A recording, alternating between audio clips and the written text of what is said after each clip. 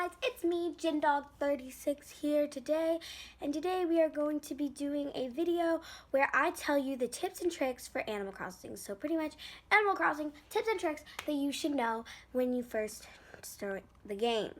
So the first thing is you should make money early in the day so that when shops are closed, you are still able to buy things. So for example, if you go to the Nook's Cranny, I believe here, no, it doesn't. Okay, so when you go to the Nook's Cranny, it is only open for a specific amount of time, and that specific amount of time is it is open till 10 p.m. So if you want to make money after 10 p.m., you won't be able to because if you want to sell shells or sell something, you're not able to do that because the shop will be closed and you cannot sell unless you put it in the drop-off box, but you will only get that money until tomorrow and it will be discounted, so it will not be as much as if you would go into the store earlier.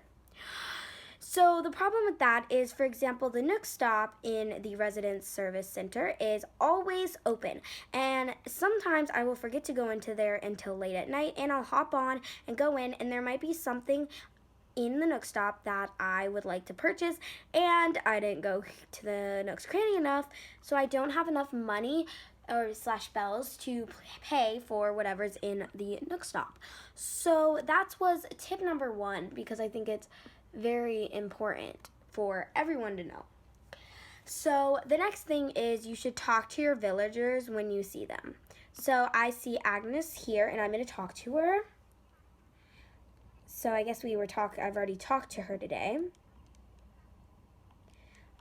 So talk to your villagers as much as you can, because villagers, these are the benefits of talking to your villagers. You will get rare villager photos, but that's pretty much the last thing you can get. First, you get friendship points, and you'll be able to give and gift things. As you can see with Bill, I can ask, do you want this? And I can give him something. And he can also give me things back. And eventually, if you talk to them enough, they'll say, hey, we've been friends for a long time now. Here is a photo of me so you can remember me. And it's really good to get those photos because they are rare, and you really can only get them if you've had good friendship points with one of the villagers. Also, talking to a villager a lot is not really going to make it move because it makes it that as attention points, if that makes sense. They're pretty much attention, so they will not really care. They'll think you're giving them attention. Same with like hitting them with nets. Yes, I know, it's cruel. But yeah, the next thing that I am here to show you guys is money trees, and those are things you can make. So as you can see right here, here is a glowing piece of ground. Now you guys might be like, what the heck is this? And you're playing and you're like, ah! So what you're gonna do is you're gonna need to take out your shovel, and then you're gonna go and just dig it up. Now do not fill in the hole. I cannot stress this enough, just don't fill in the hole yet. So now you have the hole there, and you're going to go to your inventory, and first of all, let's put away these 1,000 bells, and now you are going to go down to your money, and you're going to take out 10,000. Now, if you go and you click on 10,000 bells, it will say bury in a hole. And now you're going to bury it, and you can see a sprout has popped up, which means there's going to be a money tree growing there. I have pretty much dug up most of my money trees, so that is why there is like none on my island. I can't really show you what they look like, but pretty much that is one of the tips. Is if you would like money fast, after about 2 or 3 days, this will have a full tree with 3 different money bags on it, and you just shake it, and you'll get about 30,000. I don't know pretty much the range, but 30,000 bells for each sack of money, if you would say.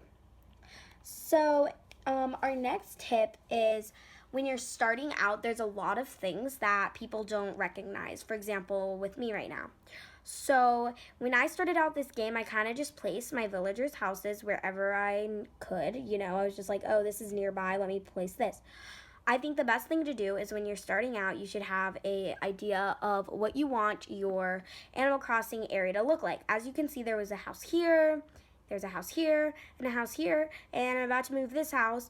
And if we go all the way over here, we might be able to see it. I don't think we will, but let's go to the map.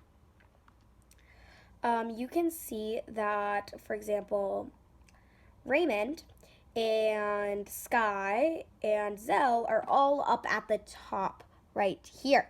And they are up there, and I moved them from where Eric is living, which is over here. So you can see that I placed my villagers in a spot that really didn't work, and I needed to move them, and it costs a lot of bells to move your villagers. So think about your plan. So what I mean is, the tip is, make sure you plan out your island a little bit, at least where you want your houses to be, and then you won't need to spend as many bells, because you will already know where your houses need to go, and you'll just place them there and work from there with them. So, yeah, that's all the tips I have today. Comment down below if you guys have any more Animal Crossing New Horizons tips for people, because people starting out might not know things. For example, myself, I didn't know that my houses should be placed in certain areas, because of course I am not a pro Animal Crossing player, and I've not played any of the other Animal Crossing games before New Horizons. So I think this is a great thing to do. So comment down below some more tips and tricks, and I might make a second part 2 video on this and do some more tips and tricks on some Animal Crossing tips and tricks, because everyone needs to know them. So thank you guys so much for watching my video, and I'll see you guys in my next video. Make sure to subscribe, like this video if you enjoyed it, and hit the notifications bell so you get notified whenever a new video pops up. And I'll see you guys in my next video. Until next time, guys. Bye.